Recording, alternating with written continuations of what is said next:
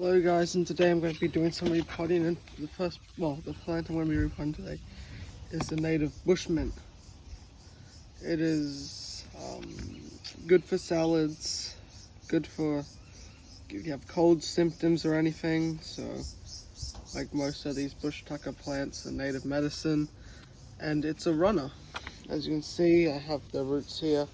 The running roots underneath the soil that when they grow, they'll stretch up to about here, and more of these lovely bushes will appear.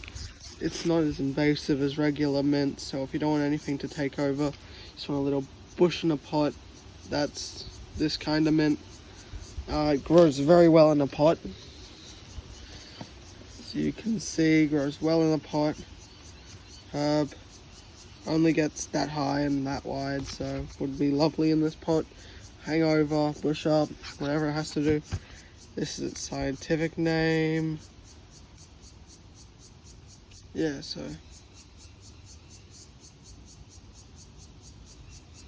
this is it. I'll see you guys later. Bye.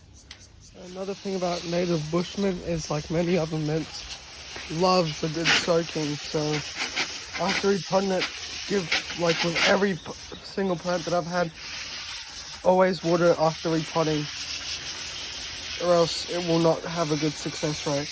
And this thing, I recommend growing it in shade. That's why I haven't repotted it in the sun, because it recommends that it likes water basically. So where it's going to dry out too quickly, it'll probably kill it, like in Queensland. So like say you're growing it in Queensland, Northern Territory, or any of the northern states or territories of Australia, I do recommend trying to grow it. It prefers to grow in Victoria, New South Wales, Tasmania, where it's nice and cool, but I live in Queensland, so I keep it in a shady location. It is native to Queensland, but grows along riverbanks, so it's like most mints, prefers a good watering.